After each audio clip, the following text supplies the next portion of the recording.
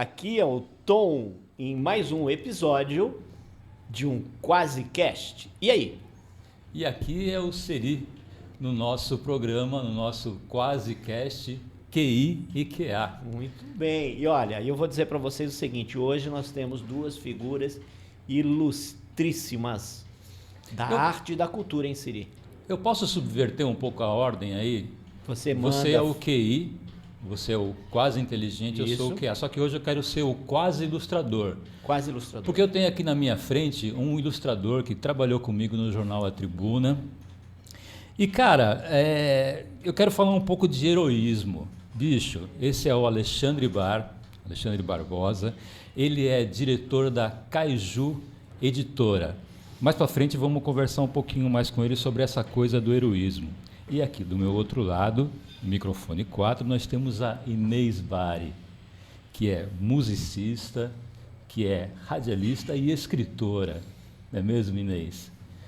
Sim. Muito bem, daqui a pouco a gente vai fazer uma brincadeira muito legal. Voltando aqui para o nosso amigo ilustríssimo, ilustrador, para mim, você sempre gostou de heróis, né? Você sempre curtiu heróis. E você está fazendo uma coisa heróica, você e seus companheiros, na Kaiju Editora, que é montar uma editora, lançar revista, participar de feiras.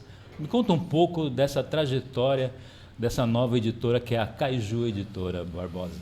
Então, o quadrinho, na verdade, é a minha formação artística básica, né? Então, eu cresci vendo revistas em quadrinhos. Eu comecei vendo revistas de super-heróis, porque é o que tinha na década de 70. A gente tinha na banca editoras como a Ebal, a Block, né? E elas não editavam material nacional. Raramente saía alguma coisa nacional. A gente tinha naquela época a Turma do Pererê, né? Tinha algumas coisas como Saca-Rolha, né? Tinha alguns personagens assim nacionais que saíam, mas a grande maioria era uma republicação de material externo. E a minha ideia sempre foi publicar quadrinho. Na época da faculdade eu fiz fanzine, a gente fazia fanzine, né? Publicava de forma autoral esses fanzines, mas aí eu comecei a trabalhar no jornal. O jornal me deu a oportunidade, né, que a gente trabalhava junto naquela época, me deu a oportunidade de fazer tirinha, né, de trabalhar com personagem, mas eu sempre quis mesmo ter uma revista, né, ter uma revista minha e que eu pudesse ter outras pessoas trabalhando junto. Então, em 2022, junto com o Mauro de Abreu, a gente se reuniu e falou, vamos criar um fanzine, né? Só que ele falou assim, fanzine, então o que a gente vai fazer? Sozinho? Não, vamos convidar alguém, para umas pessoas que a gente conhece, para participar. Aí eu convidei você, né, para pegar uma página. Obrigado convidei pelo convite. o Paulo Siqueira, que foi meu aluno, que hoje trabalha para a Marvel e para a DC, o Fábio Koala, que fez o Horácio para o Maurício de Souza, o Gustavo, que já tinha feito uma animação dos Onigomanjas com o Mauro, né, e o Sam, que também já tinha trabalhado com a gente com desenho. Então reuniu todo mundo, a gente começou a desenhar. E saiu a revista. A ideia era fazer uma revista de ficção científica e terror, porque são gêneros que dá para trabalhar várias possibilidades, né? Tanto narrativas de aventura, ou mesmo o próprio terror em si, mas às vezes romance, tudo, dá para relacionar tudo isso dentro desses dois gêneros. E a primeira foi assim, a gente não sabia o que ia acontecer, né? Porque foi dinheiro do próprio bolso, né? A gente pagou com cartão de crédito e falou assim, o que vai rolar, né? Vamos nas feiras, nos eventos, para ver se vende. Se vender, a gente faz a 2. Se não vender, a gente deu um tiro no pé. E a gente correu tudo que era lugar, todas as feiras, eventos, a gente foi vendendo e conseguimos pagar a primeira. A primeira estava paga, falou, dá para fazer, né? Então, apenas com a venda dessas revistas. Com a venda das revistas. Em feiras, né? Isso, em feiras.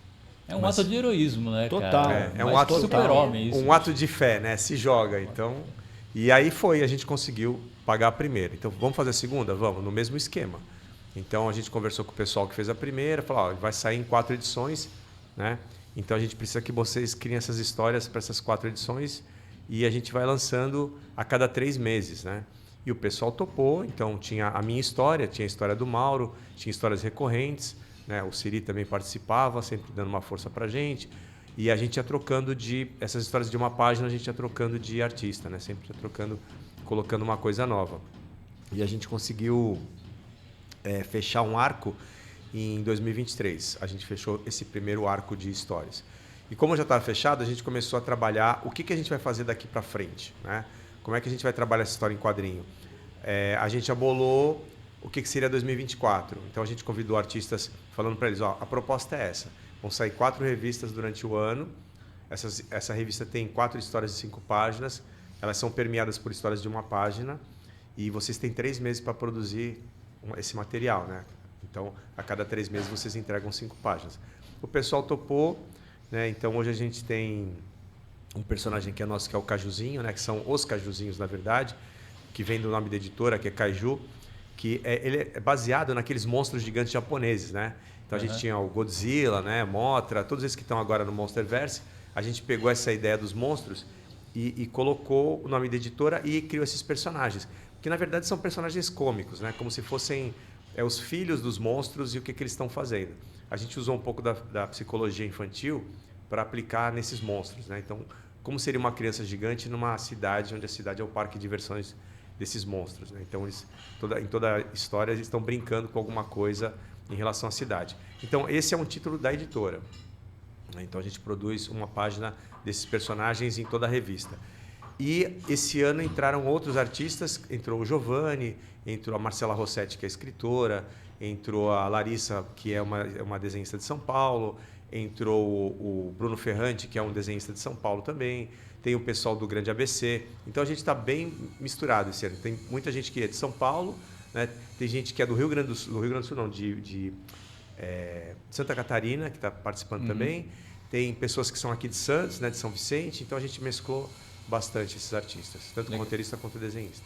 Anos atrás, quando a gente trabalhou juntos no jornal A Tribuna, mais ou menos uns 30 anos atrás, era quase impensável, né, cara, você pensar numa editora, pensar em imprimir alguma revista, né? O mercado era restrito, né? Isso, e ele está falando de vários autores, e eu calculo que esses autores sejam basicamente aqui da região.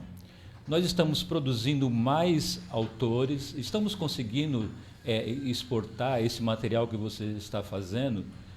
Como é que está o mercado editorial, basicamente aqui na Baixada Santista? Como é que você vê essa diferença desses anos de lá para cá?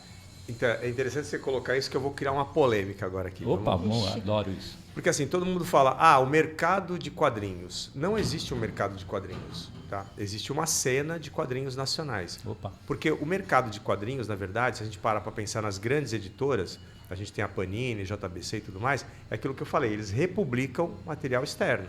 Então, os artistas nacionais não estão ganhando nada com isso, né? As grandes tiragens são para essas publicações.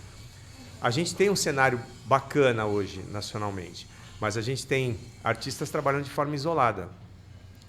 Fora o Maurício de Souza, que tem uma tiragem grande, né, que é uma empresa, né, a gente não tem artistas nesse nível, nem editoras nacionais publicando nesse nível, né, em quantidade. A gente tem artistas que publicam 500 exemplares, né, no máximo 1000 exemplares, e tem que percorrer feira, e tem que fazer ações para poder vender esse material. Mas, em compensação, a gente tem uma quantidade muito grande de artistas. Então, a gente tem uma média aí, né? Você tem vários artistas que estão produzindo 500, 1000 exemplares. Então, você tem uma tiragem grande nacional, mas muito pulverizada. E você tem grandes tiragens de editoras norte-americanas dentro do país ou japonesas dentro do país. Então, você tem esse cenário. A gente não pode falar que a gente tem um mercado nacional de quadrinhos, porque a gente não tem uma grande editora que contrata, fomenta e tem, por exemplo, artistas trabalhando para essa editora. Então, é uma empresa, né? Você não tem uma empresa que está contratando essas pessoas e colocando-as para trabalhar.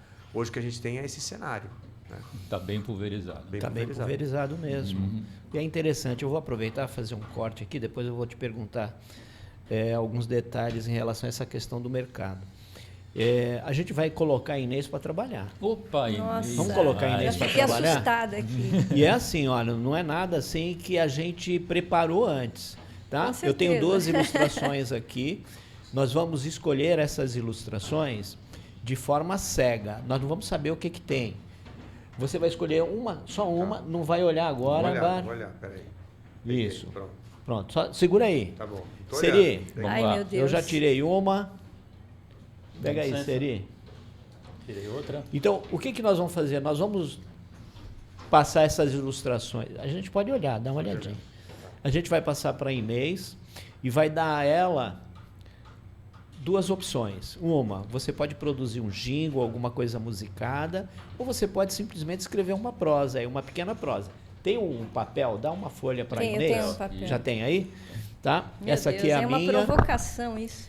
É uma provocação. Eu tenho que pôr o óculos, O tá? Bar Então- falou aqui o quanto foi importante trabalhar naquele momento em que o improviso, ele disse até, aprendi a trabalhar o improviso quando você participou do programa lá do Elvis Clovis Show. Elvis Clovis Show, Elvis Clovis Show, olha só. todo sábado na Rádio Guarujá FM. Olha só. Inês, pega mais essa, você vai compor o teu cenário. Então você vai compor esse cenário e você escolhe o que você vai fazer, ok? Com aquele cara que coçava Ok. a barba assim. E olha só. Você já pode se divertir. Já posso? Pode Vou ficar se divertir. quietinha aqui, então? Você vai ficar quietinha, produzindo, depois a gente vai te provocar aí. Então tá bom. Uma coisa que é interessante, você falou que o mercado, não existe mercado, não é? Esse mercado nacional de quadrinhos e tal, HQ, mas existe um cenário. Um cenário, É um tem uma cenário, cena, a gente não fala é um que é uma mercado, porque nessa categorização não existe, como o Bar falou, uma grande editora que possa trazer esse pessoal, né, esses autores e tal, para serem contratados, produzir, ter uma série, ter uma programação de edições e tal. Então não tem esse mercado, não tem esse mercado. Isso é um mercado, vamos dizer assim, fictício, um cenário que tem a possibilidade de crescimento. Eu Sim. pelo menos vejo isso, não é? Agora, o que você acha que esses autores podem fazer para que isso possa se tornar um mercado? Porque é uma área encantadora, cara. Eu fui educado e aprendi, fui alfabetizado com os quadrinhos, com as histórias, com os quadrinhos, né? Desde lá, o Recruta Zero, o Surfista Prateado, o Fantasma, aqueles lá da nossa época lá atrás. Então isso é extremamente importante. Como você falou que tem autores que você está agregando nesse teu trabalho e que você falou dos filhos dos monstros, que tem uma pegada pedagógica. Sim, sim. Inclusive, esse trabalho ele é assim, importantíssimo para a gente trabalhar essa questão da pedagogia mesmo, sabe? Ter essa orientação de que o quadrinho ele não é só alguma coisa para você ler, se divertir ou se distrair. Tem informações interessantes ali sobre a ótica da cultura mesmo, né? Às vezes a cultura regional, né, mais ampliada para grandes regiões, o Brasil, o cenário nacional, internacional, isso tudo pode ser trabalhado dentro desse escopo dos quadrinhos. E o que você acha então que está faltando para deixar de ser apenas um cenário e se tornar um mercado? Então, eu acho que a grande diferença que a gente tem do que é produzido aqui e do que está sendo feito lá fora há muito tempo já, tanto os japoneses quanto os norte-americanos, né, que são os mercados que mais vendem, assim, que a gente chama que tem um mainstream forte, né, de venda e tudo mais, é que eles pensam esse material como transmídia. Eles não pensam apenas na questão do quadrinho. Os japoneses há muito tempo, eles falam assim, se eu lanço uma história em quadrinho, se eu lanço um mangá, esse mangá automaticamente ele pode virar um desenho animado e ele pode virar um live action, ele pode virar um jogo, ou ele pode virar um jogo de tabuleiro, e aí ele cria um circuito, né, de informação. A pessoa ela está vendo aquele personagem em várias mídias diferentes e ela acaba absorvendo aquela narrativa. Os norte-americanos acabaram aprendendo e fazendo a mesma coisa. Então, hoje a gente tem os maiores bilheterias, são adaptações de quadrinhos para super-heróis. Mas eles não estão só lá, eles também estão no videogame, eles estão no jogo de tabuleiro, eles estão nos bonecos de ação, eles estão nas camisetas, né? Eles têm todo esse marketing em volta deles.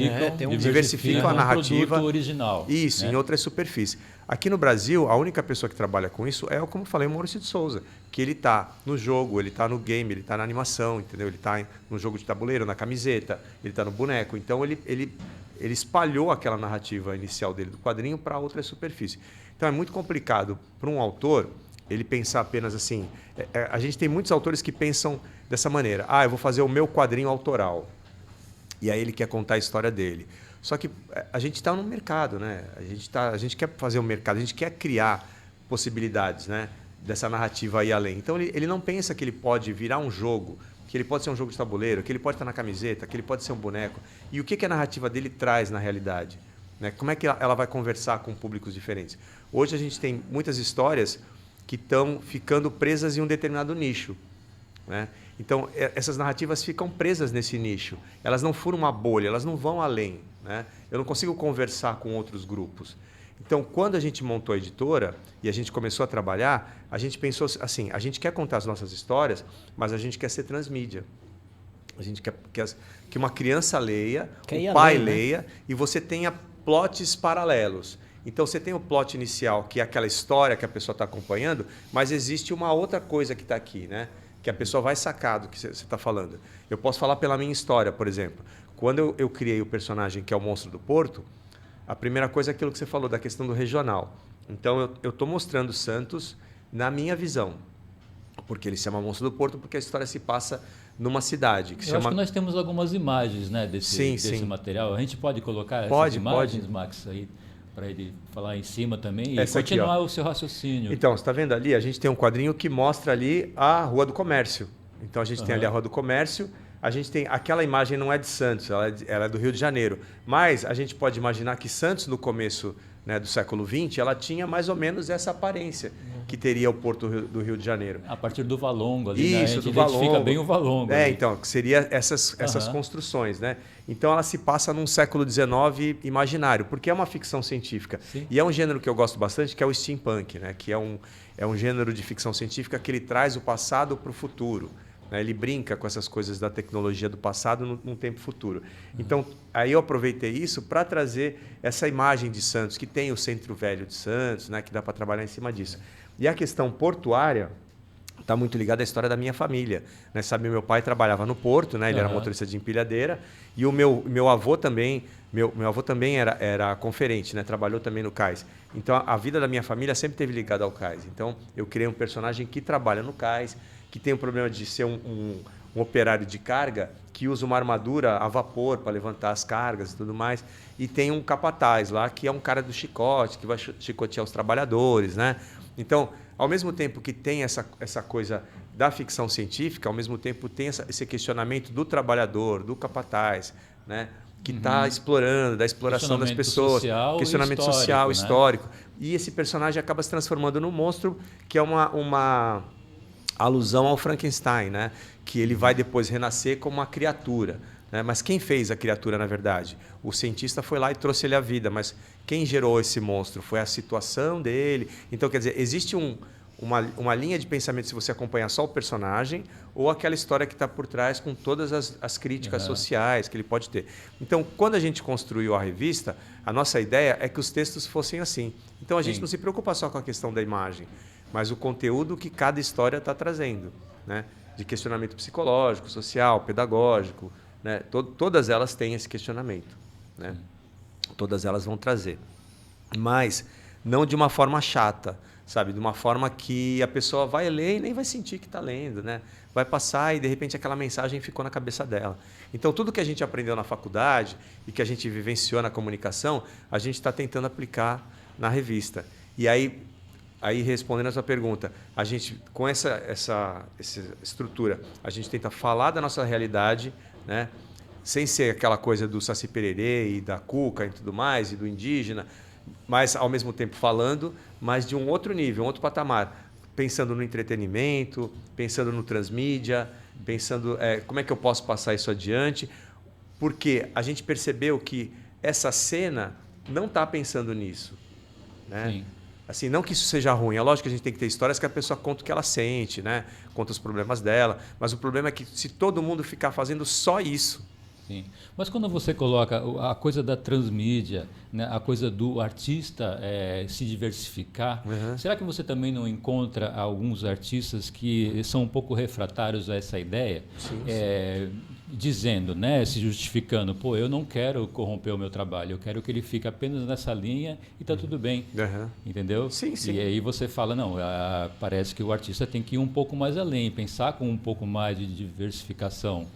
Você encontra esse tipo de artista ainda ou o pessoal já está um pouco mais profissionalizado? A gente tem várias vertentes aí, quanto artistas. A gente pode ter pessoas que são tipo Alan Moore. Então, eu escrevo, mas eu fico na minha cabana lá e faço isso aqui, entrego o meu texto e entrego para o mundo. Acabou. Eu não quero saber o que as pessoas vão fazer com isso daqui. Você pode ter um artista que está pensando dessa maneira, mas... o que acontece? A gente hoje, como montou editora, a gente tem que pensar como empresa também. Sim. E a gente tem que falar para o artista até onde você quer ir. Tá? Então, eu acho assim, o céu é o limite. Se ele fala que o céu é o limite, então, peraí, então presta atenção. Se o céu é o limite, você tem que aprender a pensar dessa maneira. Você não pode fazer... Até pode, mas você sabe que você vai ficar aí, né? Nesse teu quadrado e acabou. O caminho mais curto para o fim é continuar com esse foco restrito. Né? Porque é aquela coisa, não adianta você até... eu até posso pensar... Não, mas tem que começar a praticar as ações para mostrar que realmente você quer passar de nível. Você quer entrar nesse mundo contemporâneo, onde a visão de que você tem que estar conectado com as possíveis... as mídias existentes para o teu trabalho realmente ser reconhecido e ganhar, né, uma visibilidade maior e fazer a coisa acontecer. Existe essa dificuldade, sim. Né? Isso é natural. Agora, quando você tem essa ideia que a gente está falando aqui de mercado, então você não pode ficar nisso. Sim. Se você pensa que aquele teu trabalho ele tem que fazer parte de um mercado dentro desse segmento, então você não pode ficar, eu vou só produzir o meu, acabou o puritanismo, né? Porque esse é o caminho mais curto para a extinção. Né? Então, essa tua visão, eu acho que é fantástica, é isso mesmo. Sim. Sabe, porque a gente tem que pensar da seguinte maneira, não que eu não sou contra, que eu falei, tudo bem se a pessoa quer fazer o autoral dela, ficar, não tem problema nenhum. É legítimo, né? Só que, por exemplo, quando a gente montou a editora, a gente pensou da seguinte maneira, nós temos que criar um mercado. Né? Porque, na verdade, a gente tem uma cena. Então, já que a gente sabe a diferença de um mercado para uma cena, e o mercado necessita dessa ação mais agressiva, então a gente tem que ser o agressivo. Né? E a gente, já que você falou assim, vocês estão sendo heróis, então o herói precisa levantar as armas, né, e ir para a luta. E aí eu não estou indo para a luta só por mim, eu estou indo para criar o mercado. Então, mesmo quando surge uma concorrência, para mim é bom. Entendeu? Porque o cara também está batalhando para poder levantar outras pessoas que estão ali do lado dele. Para ganhar dinheiro com isso, para pagar os caras, para ter mais publicação, para se transformar em transmídia, né? Para ele ter uma história em quadrinho digital, para ele fazer um jogo, para aquilo virar um audiovisual. Então, aí nasce mesmo esse mercado, entendeu? Essas adaptações. Então, surgiu, agora vamos fazer um filme do Angeli, vamos fazer uma adaptação da história em quadrinho dele. Pô, legal, tá surgindo um mercado ali, tem uma linha, os caras tem o boneco, tem as camisetas. Pô, legal, eu tô torcendo para tudo isso. Porque quanto mais aparecer, mais chance tem de todos os artistas falar assim, não, uma criança que começa a desenhar, um adolescente, fala assim, não, eu quero trabalhar com isso, porque eu sei que eu vou conseguir ganhar dinheiro com isso, sustentar minha família, né, criar uma coisa minha, né, a partir desse mercado que realmente existe. Eu consigo dar estabilidade para essa pessoa e não ficar naquela assim, é uma aventura, não sei o que vai dar. Não, a gente quer criar uma estabilidade. Né? E para isso tem que batalhar um mercado. Tudo isso é muito discutível, né? Porque a gente lembra muito da nossa época, quando o Bill Watterson, criador do Calvin, decidiu matar a personagem, né? Porque queriam começar a comercializar, né? Mercantilisticamente aí a personagem dele, transformar em bonequinho. Ele não queria isso. Né? Mas o que a gente tem que pensar também, quando você transforma a sua personagem em algo mercantilista, ele está levando um pouco daquela filosofia que você fomentou nessa personagem logo de início. Né? Não é totalmente corrupção você fazer isso com uma personagem. Aquele bonequinho que está lá em cima da mesa do sujeito vai ter um pouco da filosofia. Quando você olha aquele bonequinho ali, quando você brinca com ele, você vai lembrar, pô, isso aqui é o Garfield, lembrei de tal piada, esse aqui é o Charlie Brown. Né? Então ele traz a filosofia, não é só um objeto, não é só um produto, um saco de arroz. Né? Posso trazer um pouco do acadêmico aqui também? Opa, Claro. A gente tem um texto do Walter Benjamin, né, que ele fala sobre a questão da produtibilidade da obra. Né? E aí eu sempre falo para os alunos assim, se você vai no Louvre e você vê a Mona Lisa, é uma coisa. Né?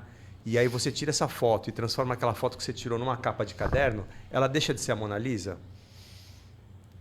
Você reproduziu a Mona Lisa. Existe uma aura do original, do que você fez. E aí, quando você reproduz, ela se dispersa. Né? Ela vai se dispersando, que o Walter Benjamin coloca isso, que aquela hora inicial vai se dispersando. Mas se dispersar não significa sumir. Sim. Significa espalhar. Não Expande, tem a força inicial, É. mas ela propagou. Expande, né? Você propagou aquela ideia. Então, na verdade, e oferecer às pessoas com que elas se empoderem de Mona Lisas, criar de Picassos, as ideias, né? Criar né? o mítico em volta daquela imagem, do que ela foi feita e procurar saber. E o artista, ele vive, ele se eterniza naquilo ali, né? Então, ele vai além daquilo que ele criou. Então, sabe, a partir do momento que você cria, não é mais seu, é do mundo, né? Você exteriorizou aquele teu pensamento. Então, eu acho que é muito pequeno a gente pegar, não, é meu, não vou trocar, ninguém toca, não sei o quê. Cara, criou, as pessoas vão absorver aquilo, transformar. Senão a gente está jogando fora a semana de 22, sabe? A gente está jogando tudo isso fora. Tá? Porque, na verdade, e principalmente a questão do quadrinho, que é algo tão pop, né? Algo tão popular, algo que interfere na vida de criança, de adulto, né? De pessoas até mais velhas, porque hoje a gente fala assim, pessoas de 60, 70 anos leram história em quadrinho, cresceram com Batman, Super-Homem, né? Então ele faz parte hoje da nossa cultura, da nossa iconografia. Então limitar isso, né, cara, é muito pequeno, né? Pequeno, né? Seria, eu vou fazer uma provocação, não estava no script isso. Provoque. Mas por que você matou a Abigail, Seri? A gente está falando, porque isso acontece, né? Essa questão, não quero. Você mesmo falou, hein? Estou tirando da tua boca. Sim. Não quero, vai prostituir uma obra que eu produzi com uma outra vertente, quando de repente, estão usando de forma mercantil.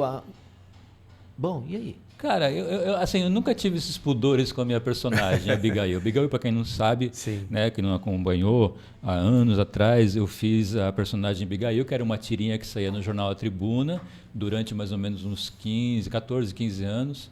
Depois transportei ela para o Diário do Grande ABC e chegou uma hora que eu decidi eliminar a Abigail, porque já tinha chegado no limite dela.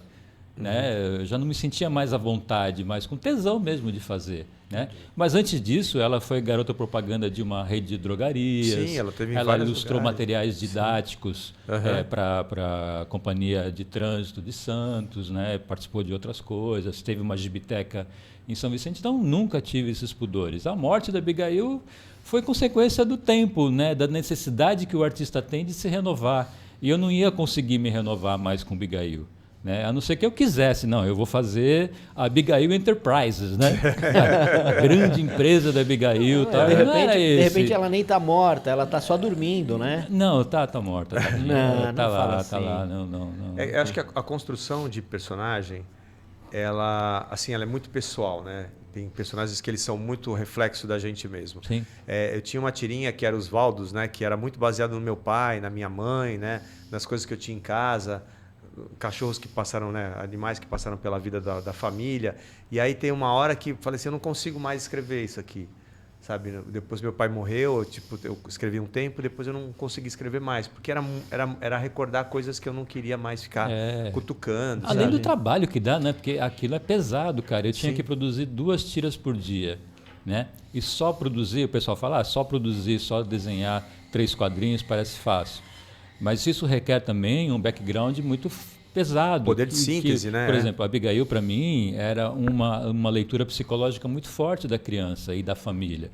Né? Então, eu tinha que me preparar com leituras de livros de psicologia. Quantos livros de psicologia infantil que eu tenho em casa? Um monte, né?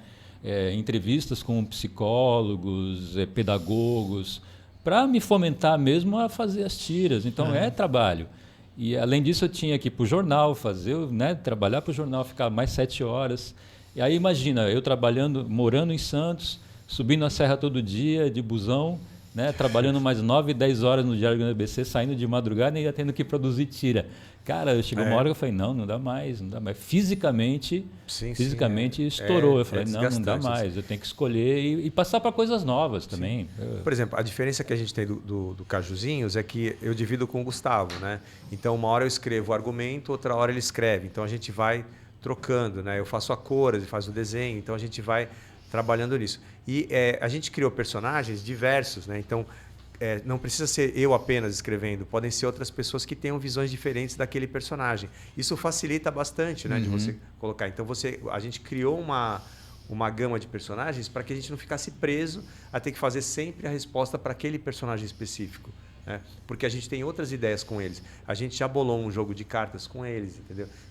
A gente já fez um gamezinho para o celular com o personagem. né, baseado nas características de cada um deles. Então, por exemplo, a que está saindo agora é a Lamúria, que é um personagem que a minha filha criou. Ela só tem um olho, né? E ela sai da água, ela tem uns tentáculos, assim, e ela é toda estabanada, né? Então, como ela tem os tentáculos, ela fica se mexendo, aí ela bate, o carro fica preso na mão dela, sabe? Porque por causa das ventosas. Bem legal, né? hein? Tem aí, não? Eu acho, alguma coisa? Eu não sei se tem a Lamúria aqui. Eu tenho ela aqui, ó, quer ver? Ela tá na número 7. Deixa eu te mostrar ela aqui. Ela tá a partir das 6, ela começou a sair, ó. Então tem ela aqui, ó. E a Lamúria sou eu e o Gustavo que fazemos, que é essa personagem, ó, tá vendo? Muito legal, olha aí, Siri. Olha que legal. Grudou o carro Olha na mão as dela, cores, ela que legal. transformou A em... expressividade, cara, é muito legal. ela transformou em patins, né? Saiu andando com os carrinhos. Maravilha. Cara, eu fico imaginando a alegria da tua filha, ela tem quantos anos? Ela tem 10 anos, né? Olha, a alegria dela de ver de repente, né? Uma ideia dela Uma virou um ideia, personagem. cara, isso Muito deve bom. ser fantástico, isso é mágico, né? Posso bater o sininho do quarto elemento? Manda Opa. ver. Aí, você está inaugurando o sininho, hein? Max, Você está obrigado pelo inaugurando o sino, sininho, Max. Inês. Estou inaugurando o sininho. E agora? Agora a Inês vai apresentar o que ela tirou aí das nossas... E aí? Posso das mostrar as Contextualiza, cartas? você É, pode vou contextualizar. Então, eu recebi 3 Pera cartas. um pouquinho.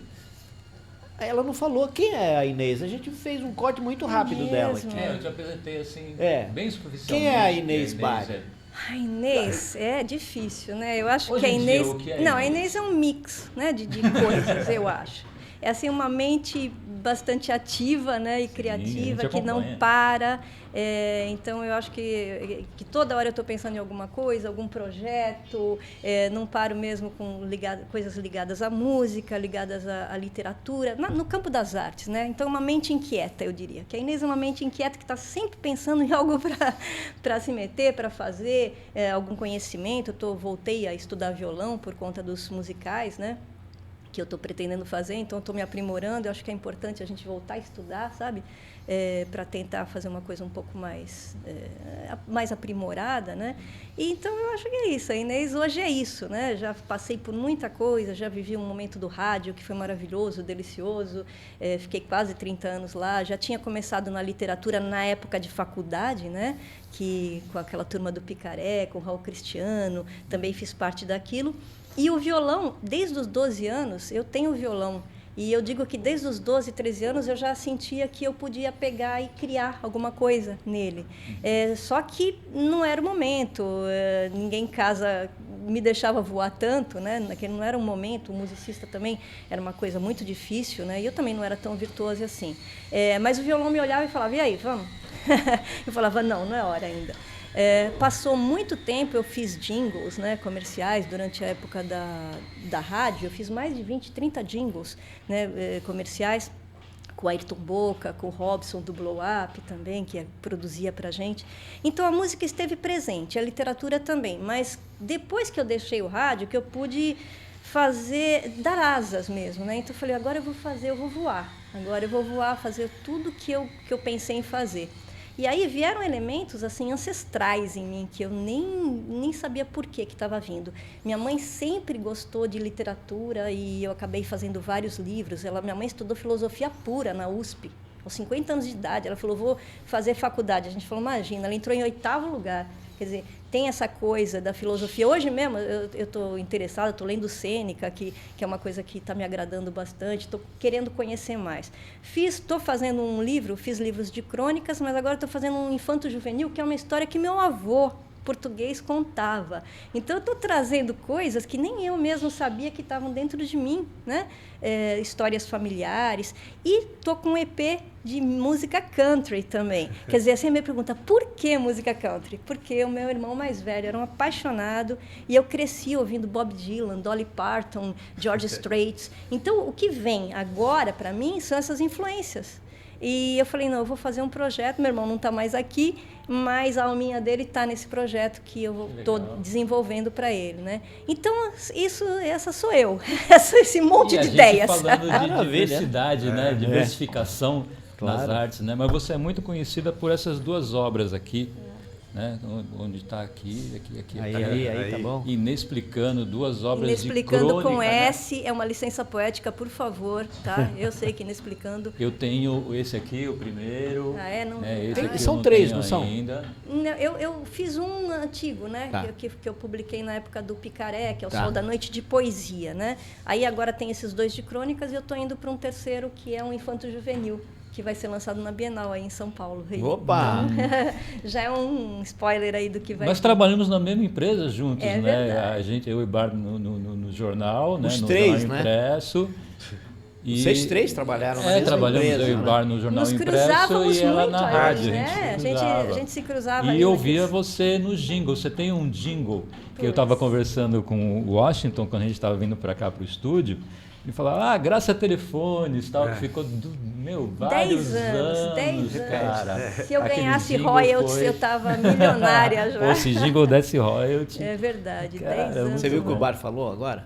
O que O que ele falou? Falou, repete. Tá na olha. cabeça. Acho que o Chicletou. 378537, ele repete. ficou na cabeça de todo, Todo mundo, mundo, né? todo mundo. Que bom isso. Isso jingle. deve te encher de orgulho, não é não?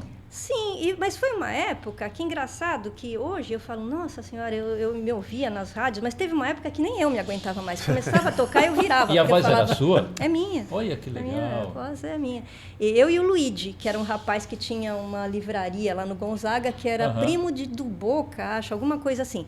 E engraçado, né, que como a criação era engraçada, né? Eu estava na faculdade e o Ayrton Boca já estava frequentando as rádios. Ele falou... E olha, nós vamos... ele me chamou de loira na época. Vamos fazer um jingle? Você faz uma letra para mim?